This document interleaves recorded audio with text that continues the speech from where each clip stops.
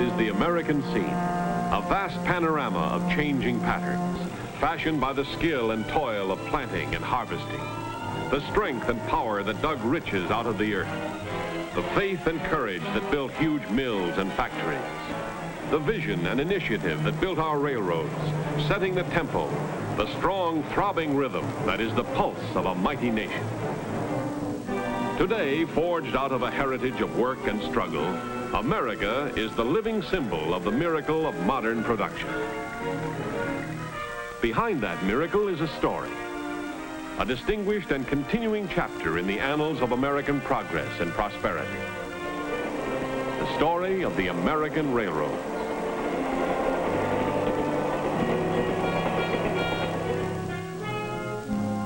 Here was our country only a little more than 150 years ago.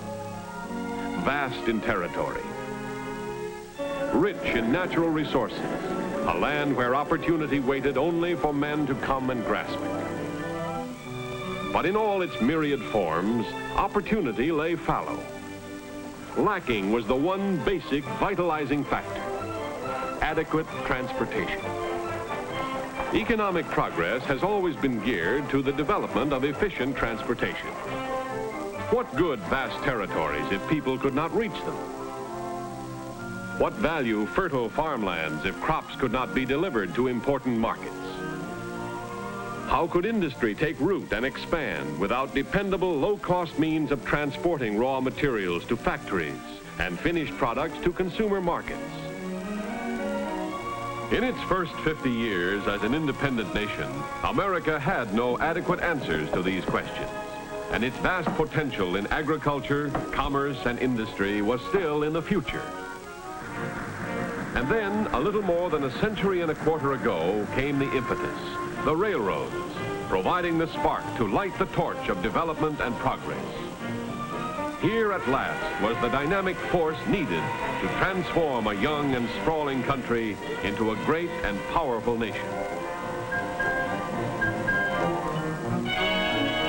The history of America and the history of transportation by rail became integral parts, one of the other, each drawing strength and stature from the other. Railroads meant people. People meant farms, settlements, and then great cities and industries. Time and distance, once the barriers to economic progress, were conquered by the flanged wheel on the steel rail, binding the country into one strong, rich, unshatterable unit.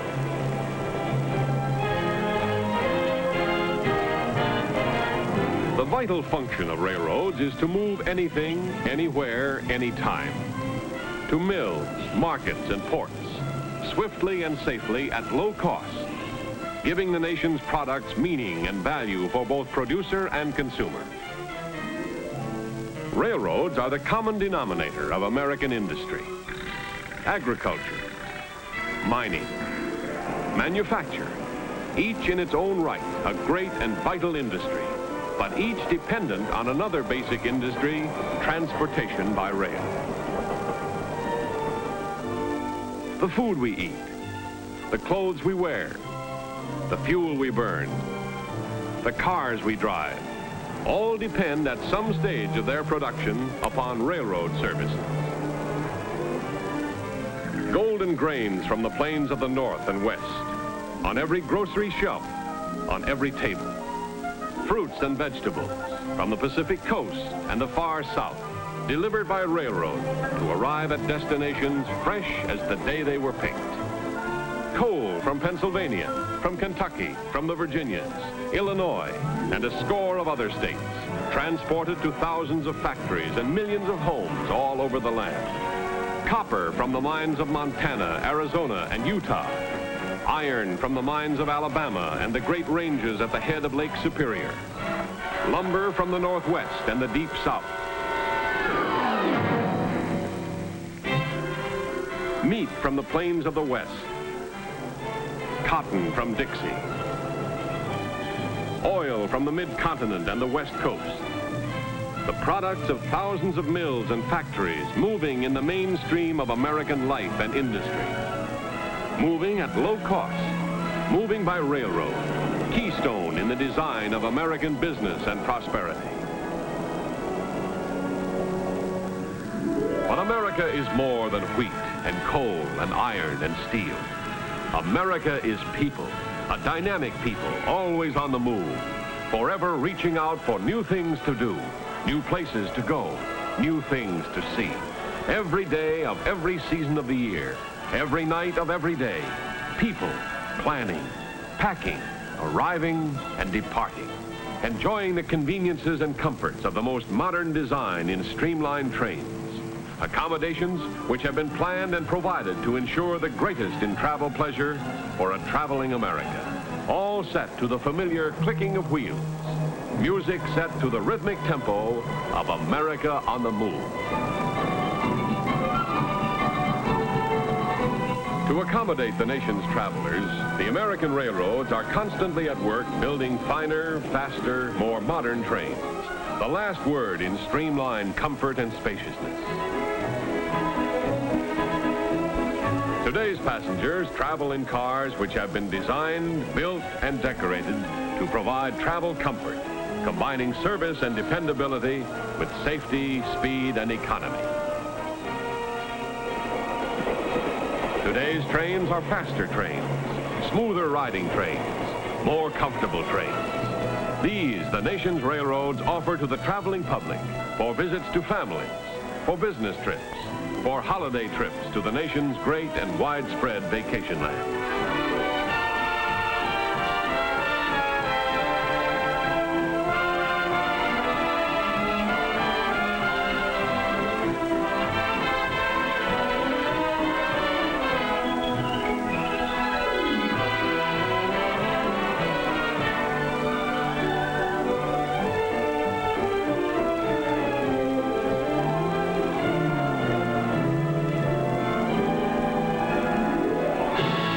Transporting people and products and doing it with unparalleled economy in fuel, materials, and manpower is the chief job of the railroads of America. But the rail industry's importance to the national economy extends far beyond this primary function as a buyer of goods and services from other industries.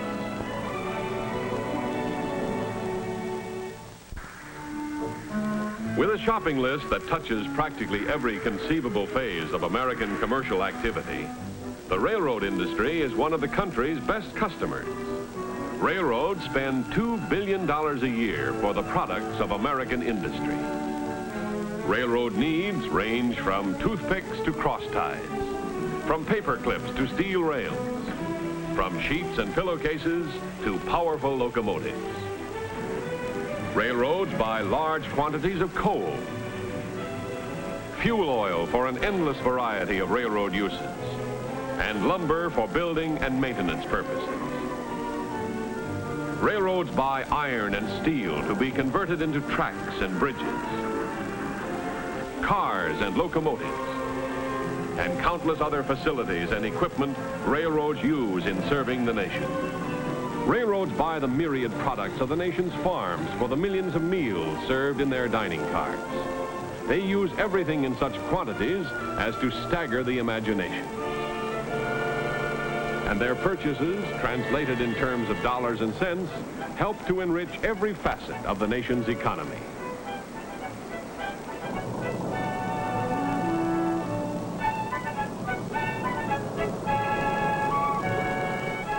An essential factor in this expanding economy, railroads are constantly seeking and finding better means to improve the flow of commerce, to move passengers and goods with more safety, speed, comfort, and economy. An example of the forward progress of America's railroads is welded rail. Conventional 39-foot lengths are welded together to form continuous rail, eliminating joints, to provide a smoother ride and greater economies in maintenance. And beneath the rail, giving it firmer, longer-lasting support, is improved road bed.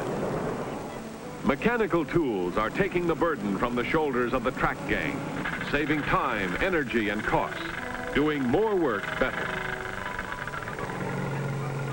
Machines remove ties, and machines replace them in one operation. Machines line the track. Machines drive the spice. Machines spread ballast evenly in proper quantities. Tie tampers poke at the ballast, hammering support to firm the foundation for ties and track. Machines with mechanical hands scooping ballast for cleaning and reuse. All products of research in modern railroading. To expedite the handling of goods, freight yards have become marvels of science. An electronic revolution is sweeping the classification yard, transforming it into an almost automatic operation, bringing greater efficiency in the dispatch of cars and freight. In push-button yards, electronics and electricity, radio and radar, teletype and television work together in a vast web of communications and control to facilitate the flow of freight. Cars are shoved to the top of an elevation or hump. Here, the cars are uncoupled, one or two at a time, to coast downhill by gravity, but always under control of an operator in the yard tower. At his fingertips is the nerve center of this modern marvel. An electronic machine which at once weighs the rolling car, measures its speed, calculates how far it must roll before it couples up to a new train, and then applies the right pressure against the car wheels to ensure that it will roll into the proper place at the safe coupling speed. Another example of technology in transportation, of science in railroading. The use of electronics extends beyond the limits of the classification yard. This is centralized traffic control for directing and regulating the movements of trains over long stretches of track.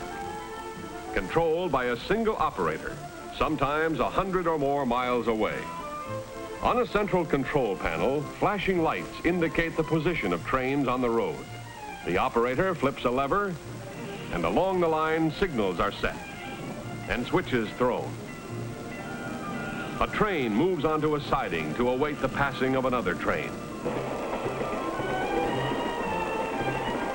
And then out onto the main track again and on its way.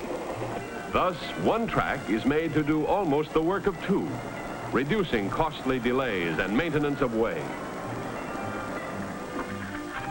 Another outstanding example of progress in modern railroading is protective service, provided by the railroads for the handling of perishables, keeping such things as fruits and vegetables fresh and fit to eat, 2,000 and 3,000 miles in transit.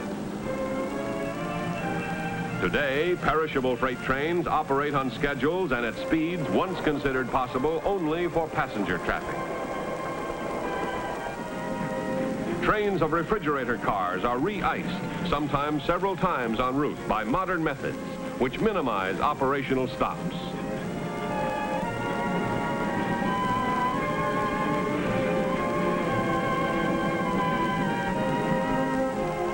And again, the perishables are on their way to arrive at destinations fresh as the day they were picked. Here is an example of progress in the handling of freight. Piggyback, a fast-moving development that is helping to relieve congestion on intercity highways, moving truck trailers on railroad flat cars between terminals, providing door-to-door service for shippers and receivers not located on railroad trackage. These are but a few of the developments by which America's railroads keep pace with progress, constantly giving better performance and improved service at less cost, so that you can have the things you need when you need them, on time, in good condition, and without delay. The railroads of America were created by the investment of more than $30 billion, almost all of it the invested savings of American people. The money of millions of individuals put into the stocks and bonds of the nation's railroads, either directly or through the investments of savings banks, insurance companies, and other institutions which are the trustees of American savings. These savings have been utilized to acquire the cars and engines, to build shops and stations, to provide the railways, the tracks, bridges and signals, the yards, terminals, docks, and all the other essentials of railroad operations. Among the agencies performing general transportation services, the railroads are unique in that they provide all their own facilities. Not only the vehicles in which they move the nation's commerce, but also the roadways over which this commerce moves. Railroads not only build and maintain these ways at their own expense, they also pay taxes on them, as well as on their cars, locomotives, and other facilities. Most of the so-called taxes paid by other forms of commercial transportation are spent on the roadways and other facilities provided and maintained for their use. But railroad taxes are not used to furnish roadways and stations for railroad use. They go to help support the armed forces, the public health and safety, the general services of the government, even to help build and maintain the highways, the waterways, the airways, and the airports used by competitive forms of commercial transportation. So there you have the American railroads, created by the individual efforts, the pooled and invested savings of the American people.